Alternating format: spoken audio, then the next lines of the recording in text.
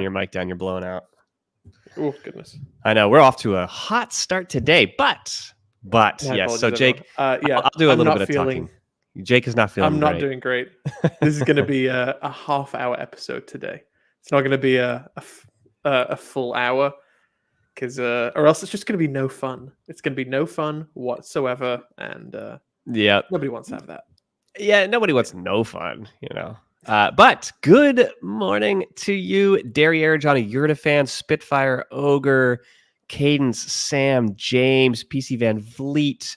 We got the crew here, Jake. We have got the crew here. And I've seen some pretty amazing stuff coming in over the past week. Has it really been a week since we last were on here? I guess so. I think so, yeah. I'm as always blown away at everything that you guys are making. Last week was kind of strange. It was the first time we tried to do something a little different and go kind of full professor lecture on you guys.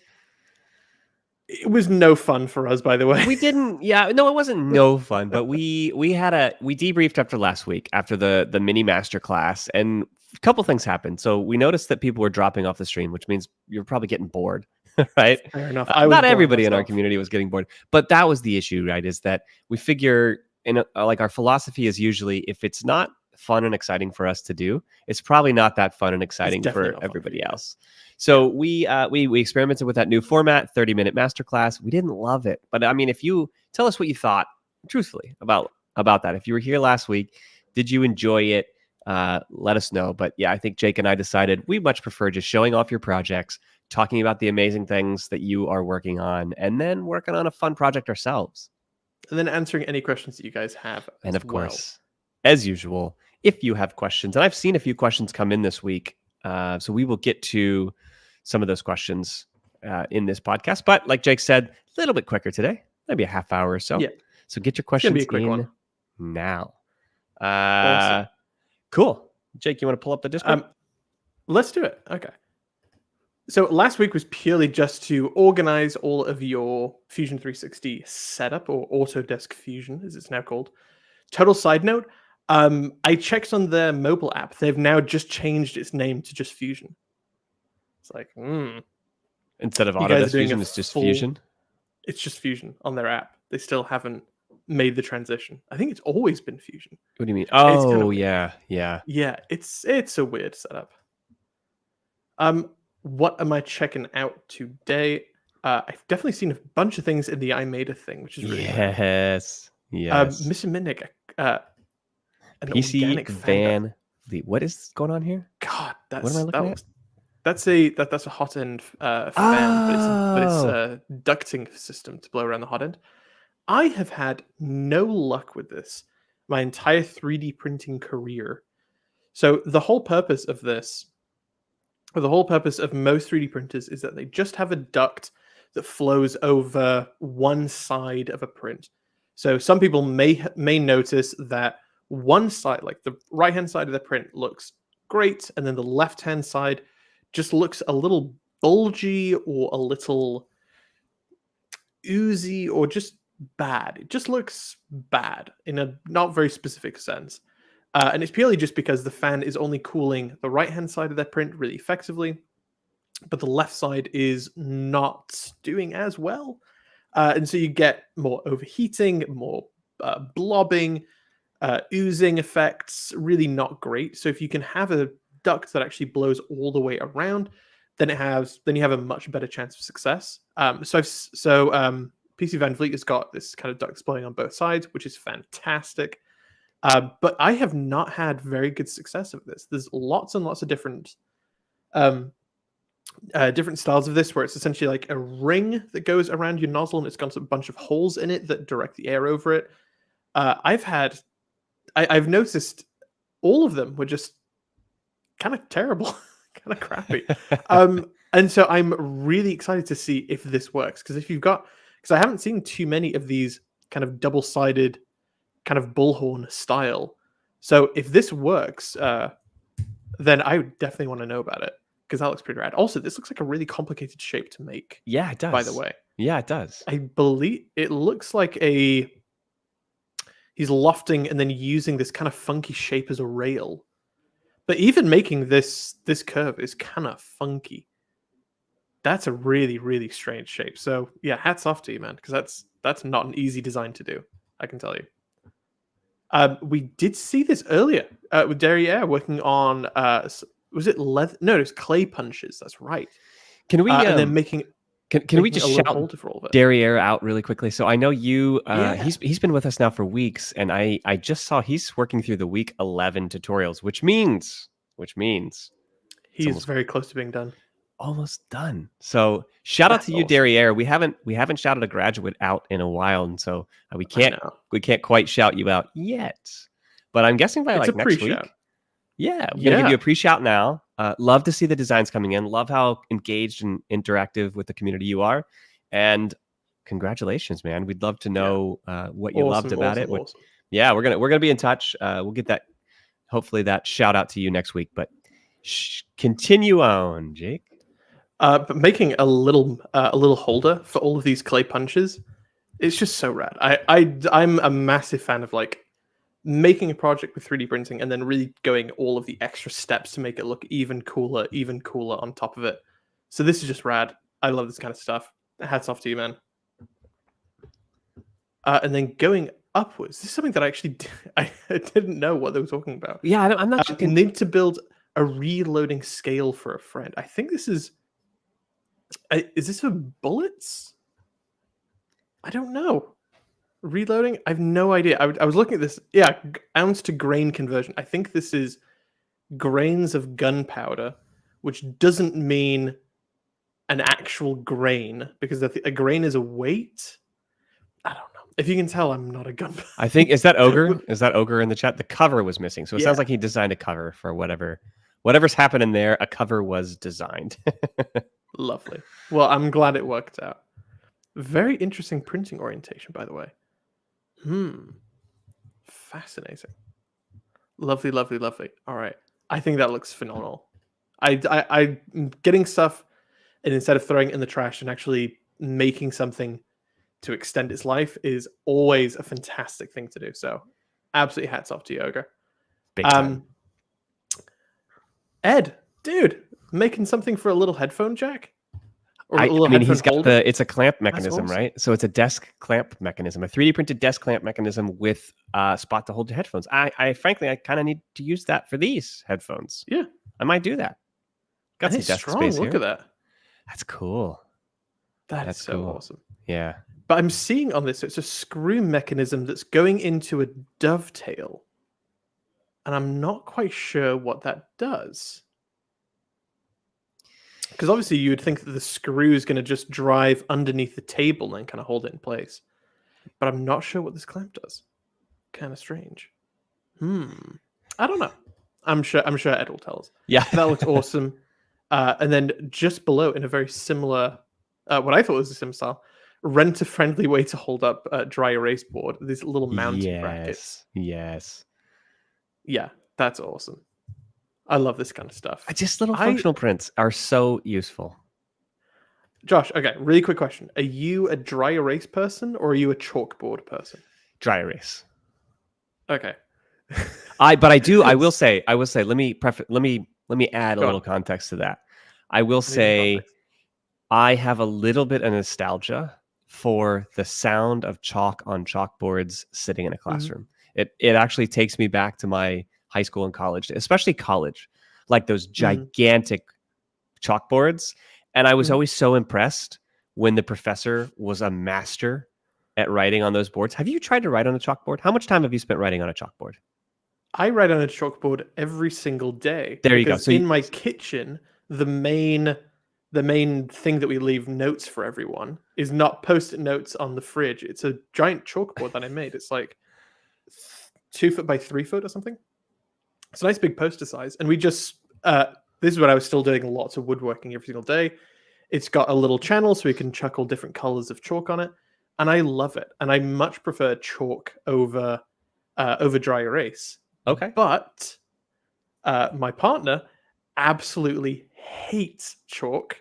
She's like, the sound, not nails on a chalkboard. I think that's classic. Everyone hates that. Not special. But the sound and the feeling of chalk on a chalkboard where it squeaks ever so slightly, and like the dust that comes off it, she's like, it runs shivers up my spines, and I absolutely hate it. It's and so I'm like, and then I go on dry erase board, do something and go, oh, that was a mistake. And then my first reaction is just to like rub it out with my hand or thumb. And it just spreads it everywhere. And then my hands look disgusting. And I'm like, this is great. This is awesome. Love that. So that was that. I'm really glad we snuffed the great chalkboard dry erase debate. They're both terrible and they're both great. Yeah. I mean, I think it's funny. I feel like I've got an ear for chalk. There is some chalk that writes softer than other chalk. Mm-hmm. And so some of the chalk sticks are like super hard, and then you get all that squeak. I don't like that squeak. But for the right thud of a piece of chalk that has like enough give in the chalk stick, I really enjoy the sound. It's like there's something soothing about that writing on a board. Something, by the way, okay, a little bit of a tangent here. I think it's the same reason that mechanical keyboards are making a comeback. This tangibility of life, I have a prediction, is going to become even more important over the next 20 years. In other words, people are going to seek experiences that have it, like typewriters, like those mechanical keyboards that make the loud thud sound when you actually use them, like just those like everyday sounds that we've heard for so long, but that disappear from our existence. I have this sense that those things actually matter to us in some deep sense of the word. Like it instigates it's almost like it serves a similar purpose to music, where you hear a bit of music and it automatically, I think that because of the way that our brains perceive sound, it automatically takes us back to a time or a feeling or a sensation. I think that happens with noises and sounds. And that's also why I think, what's the name of that craze on YouTube for a while that it was like, ASMR. Oh, right? God, I hate that shit. Yeah, but I think the point is not whether I like it or hate it. I think it serves that same purpose, that it makes you feel as if something is happening just audibly, audibly. I don't even know what I'm trying to say here. Anyways, bit of a side, funny, silly, meaningless rant, but I think the long story short, that we have a craving for certain sounds, and when all you do is punch keys on a keyboard all day and stare into the phone abyss, I believe that mechanical, tangible noise making stuff actually becomes more important. Okay, all right, that's fair enough. I think you're not too far away there. I don't know if you remember this.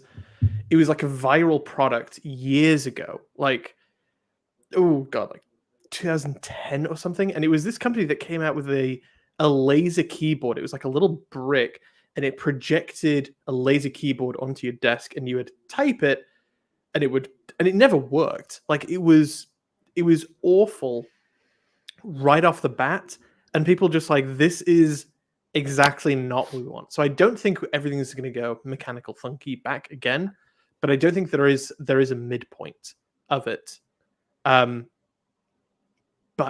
I don't know where I was going with that. Anyway, I want to get back to the Discord so we can get back to it off.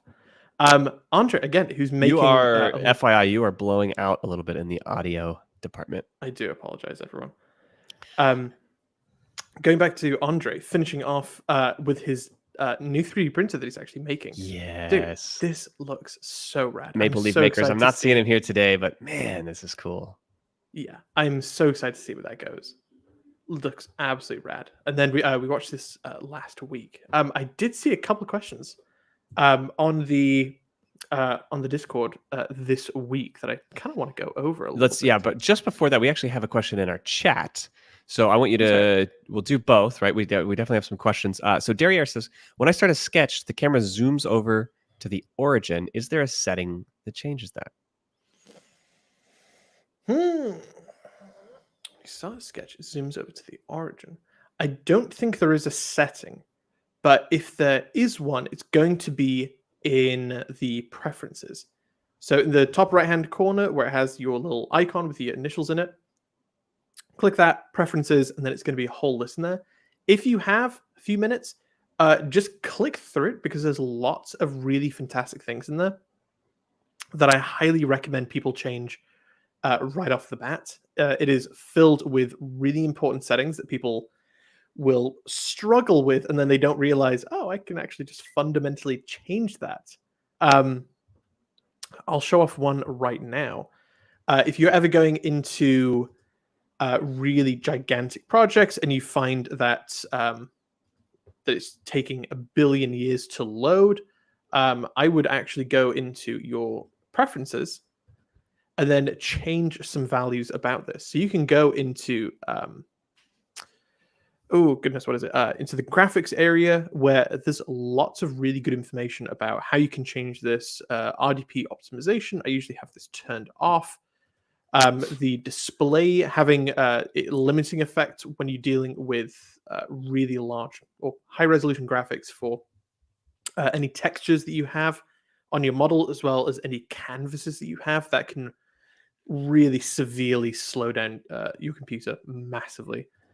As far as the graphics section, you are able to switch between normal and simple. This will degrade the quality of your model, so you don't have as many sharp edges. It's a little bit more of a stair-step effect, but this will massively increase the speediness of your computer. So I highly recommend people switching around with this. The wood bump, you can turn that off. That does absolutely nothing. Limiting the effects while maintaining a frame rate, I found, is the most important thing. Frame rates, as soon as things get laggy, it is absolutely infuriating.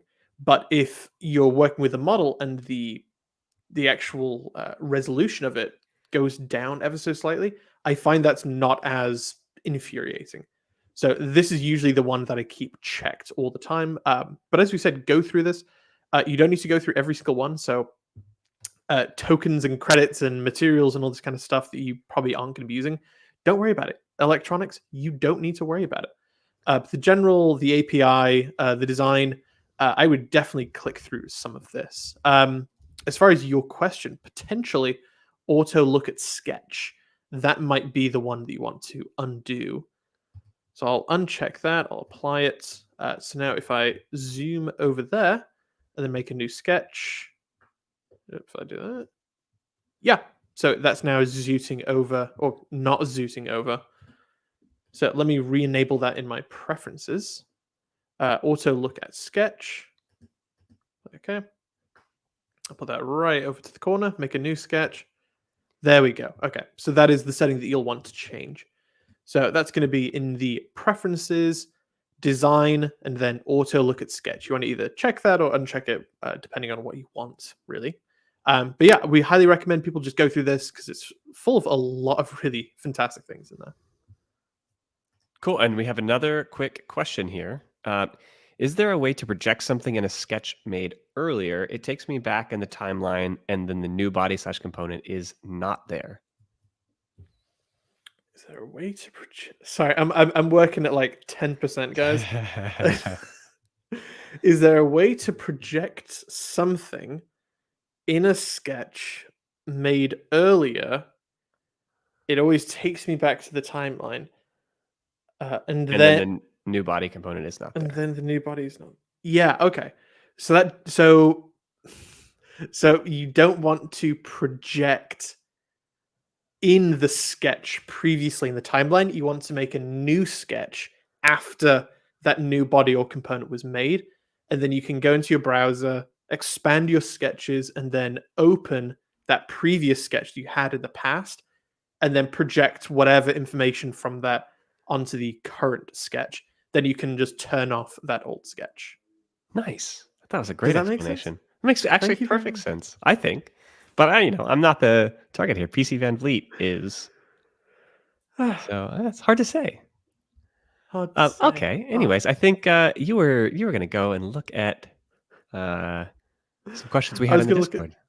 I was going to look at some more questions because there was actually a couple really good ones that I saw. But as you imagine, I've completely forgotten what they were. Completely forgotten. believe we had. I know where one was. So we had one in the Can I just surfboard. say, Mm-hmm. for the domino for the first challenge that we do, um, I never expected people to go so meticulously deep into this project to really make it perfect. It's awesome. Every single time that I see this, I'm blown away at just how complex and complicated. And I don't mean that in a negative way, as if people are overdoing it. Because, of course, if you're literally on the first chapter, you don't know enough about the program to simplify it. You have to start out complicated. That's with absolutely everything. But the dedication that it takes to make things complicated is what's actually really rad. And the fact that people are coming up with really creative geometric ways to do this just blows me away every single time.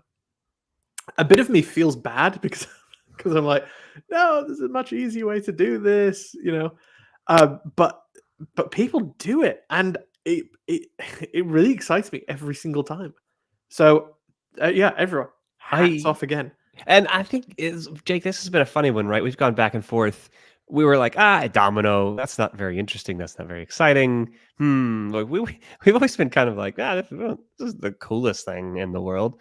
But I gotta say, we've gotten tons of dominoes, and some of Yeah. the cooler project, like we way earlier in one of our earlier casts, we showed off one of the coolest dominoes I've ever seen, and one student took it absolutely to the limit. And so I'm looking at this and going, like this idea of designing simple game pieces is really fun. Everybody knows Yeah. what a domino is, and if you don't, then I don't know where you've been, Yeah. or maybe the young generation. I don't know. Do young kids know what dominoes are anymore? They do, and I'll tell you for why. When I was a young lad, I was. I don't even think you know this, Josh. When I was I was a young hyper. lad. I was hyper obsessed with dominoes. Not playing No, dominoes, stacking setting up dominoes. dominoes. I had I was I, too. th- I used to collect them. I think I had something like 20,000 little plastic dominoes, and I would set them up for hours and hours and hours all over my house, up and down the stairs, complicated everything. My first email that I ever had was a riff on dominoes. I had a YouTube page when I was 10 where I would put no, not when I was 10. Oh gosh. Maybe 11 or 12 where I'd post just hundreds and hundreds and hundreds of domino videos. That channel no longer exists anymore. I deleted it. I've looked for it so often because I'm like, I want a bit of nostalgia. It no longer exists, very sadly. But yeah, it was so I deep down childhood, I'm still obsessed with it. I too played with. I was a card stacker as well. I think we talked about this. You're not a card stacker, right, Jake? No. Oh my So, god. or Yeah. like In the building back, so the big triangular card houses. Like I was obsessed with that. in the very back of my desk, I have one of my old Domino Rally preset one. Ah, I love dominoes so much. Playing dominoes, a bit of a bore, but actually Hey, setting up dominoes and setting them down. bingo. We have the challenge for the week. We have the challenge What's for the the week. challenge? Take those dominoes that you make as the challenge and turn it into a domino rally on I Fusion. think that'd be rad. And actually, if you have access to a 3D printer, print it. So show that up, and then after the stream is over, let's take a quick little 2-second video and pop it up, and just be like, the challenge for the week is to make a domino rally. So annoyingly, we can't do this in Fusion 360 because there is no gravity in Fusion. No, but I'm saying but print there one is out. in Tinkercad. I'm saying print one out. Oh, you're gonna have to print a lot of dominoes. Well, just make 3, right? So let's say 3 It's dominoes. not much of a rally if it's just 3. That's a start, and you can always rally longer than that. So I think that would be a super fun challenge. And the point of it is you have to figure out how those dominoes actually click in place, right? Or if they're print in place, that's a little trickier. So can you design a domino rally is going to be the challenge for the week. And we'll show that, a picture of it at least. We'll see. I don't know. We'll see. I can dig on that. We had something else here really quickly too, as you're going, before you pop back into the Discord. So Derriere said, watching Jake use his hands to help his brain understand the words he was saying just taught me a new trick. I don't know what trick that is, I don't. but I'm Okay. interested. It is CAD. I know we all think it's digital. You need to get that out of your brain. You need to think of it as as sculpting or metalworking or woodworking or anything you want. You need to think of it as a physical thing. And if you're making something in real life, you know all the steps that go into making it, and you can understand, oh, I need to drill this hole first before I cut it in half. Because if I cut it in half, I can't drill it in.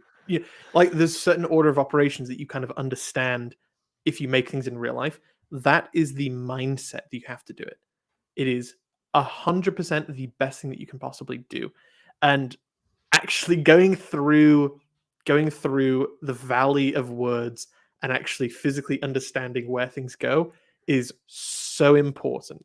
I have such trouble with not doing it, to the point where any time that I was in school and I'd be taking exams and they had like word questions in there, which I hate, I would literally have to go take this, which has a hole in it, which is leaking at this rate, and you put it over there, which is going to a larger vessel. And it's like that's the only way that I can visualize it at all. Is it?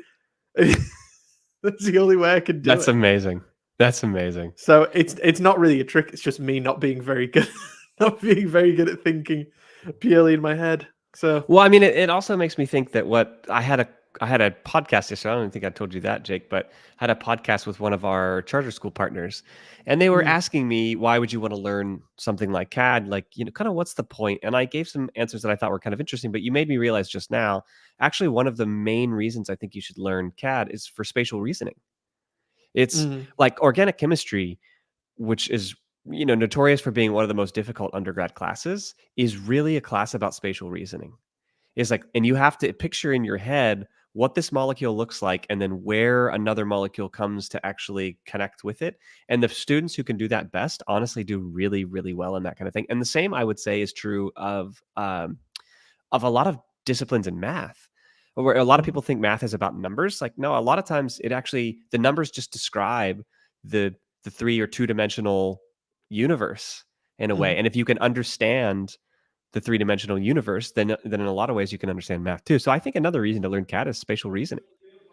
Like, I and agree. I agree. the way that you're walking your head through the physical things like that, that's fascinating. I love that. It's very strange because I can take a hugely complicated object and I can, and this is obviously purely just from having experience with making stuff, but I can walk through the process of how it would be made and why you would make it in this way and why it's more efficient in this way. And of what I've been told, that methodology is something called Locky, which is a memorization technique about how you can. It's the same technique that people use to like memorize like a deck of cards in like memory competitions. It's called Locky, where you physically in your brain go to different locations and you're doing Yeah, different yeah. actions, and it's how you do it. Um, Unfortunately, I have the worst memory of anyone that I know. And so people Me go, "Oh, too. you must like, oh, you can you can break something apart in your brain and remake it." I'm like, "Yeah, fairly easily." And they go, "Are you really good at memorizing stuff? Like, do you play poker?" No, I've got the I've got the worst memory of anyone I know. That's funny. Oh, anywho, back into Yeah. the Discord. Nice Oh, aside there. we'll finish Uh, uh we'll finish this off soon, but we just want to show off a couple more people before we say sayonara to everyone. Um, the surfboard again is giving people some trouble. It's a lovely, difficult project for a lot of people, which I enjoy. Um, yeah, but I did note we are going to be changing the way that we do the fin on the surfboard. I mhm, think definitely. that's the thing. We always talk about this idea that there's a difference between difficult for the sake of being difficult and difficult Mhm. because it's actually a good challenge, right? And Difficult for being so difficult is cruel it's and not helpful. unnecessary. Yeah, there's no Mhm, reason that we would introduce a difficulty simply to like it's there has to be a method to the madness for us to pick something out. definitely. And this early project feels like unnecessarily difficult because it's difficult and not because it's Mhm. meant to teach you something profound about the way the software works. So we will I be agree. changing that in the next revision of the book to be Mhm. less troublesome. And I think too, I I think a lot about like the early success that you have in projects. And the Mhm. Fin was definitely difficult. Josry said, "Yeah, I think about a lot of like how important it is to have early success in learning programs in general, and to be in project number 2 in chapter number 1, and then to struggle on something that doesn't really teach you a core concept feels a little bit Yeah, we're mediocre." definitely gonna make it a lot more fun. One thing that we do see a lot of people do, or something that we recommend to people is go back and redo some of the earlier projects, some of the easier projects, and you will learn significantly more. I've been Yes. doing CAD for over a decade now, and I will still frequently watch YouTube videos about intro to CAD, fundamentals 101, and Yep. I guarantee every single time Yep. I pick up a new trick or a new way of thinking about a problem, because it is skipping over the fundamentals and going, I don't need to learn it because XYZ is detrimental to your education. Totally I detrimental. I Now, also what I recommend is when we release Vision 2 this summer, people, even if you go, oh yeah, finished the book, I did everything. We highly recommend starting from the beginning and doing the projects again. Once just because the projects will be more fun, they'll be a little bit more different, but also you will guaranteed pick on something that you missed the first time going through. yep. Guaranteed. It's Absolutely guaranteed that. I there's something interesting about reading books that I think is applicable here, is if any of you have ever read the same book at different times in your life, it feels like, at least in my Mm, experience, a lot of times it feels like you're reading a brand new book. And yeah. so what happened is not that the book changed, but that you changed when you read the book. And I've always been a huge proponent of, like, when you find a great book, you should just read it once every couple of years, because Mm, you're changing constantly and the insights that you gain from that are going to change as well. So it's not that the book changes, but you change. And the same I think is true of our CAD program, is by the end of our Josh, how program, come every single time we always get to philosophy? Every single time we do this. because I like philosophy. I know. I'm Me interested in too. it. Yeah, I think that's why. And I think it's valuable for the audience. I think it's valuable for our community to know how we think about some of these things, and then just to hopefully share some insights that help. And so, I'm just trying to basically take your point and say, yes, and you should Mm, also do this for reasons like, even if the projects didn't change a single bit, I guarantee you, doing them the second time, you've changed dramatically, and so the project itself has taken on a whole new light. I And agree. frankly, it's like some of the early projects that we do introduce some fairly advanced concepts, but they do Mhm. so. We purposely try to simplify them, and so going back the second time, you can probably pick up on some of those advanced ideas. Totally agree. All right, man. I think we should I finish this think off I think Jake is a little toast for the day. a little wonderful way. A little We will be toast for the back here day. next week We at our will normal time for the full hour, next working on week, some cool projects. full hour, doing amazing stuff. We will try to post in the Discord. We have a pretty busy next couple of days, but we're Mhm. going to try to post that challenge in the Discord, which will just be a little domino tower, let's call it, with up to 3 dominoes. All right, Josh. All right, this has been the CADclass podcast. It has been great to see you all. And again, I'm Josh, I'm Jake. and we'll see you next week. See you guys.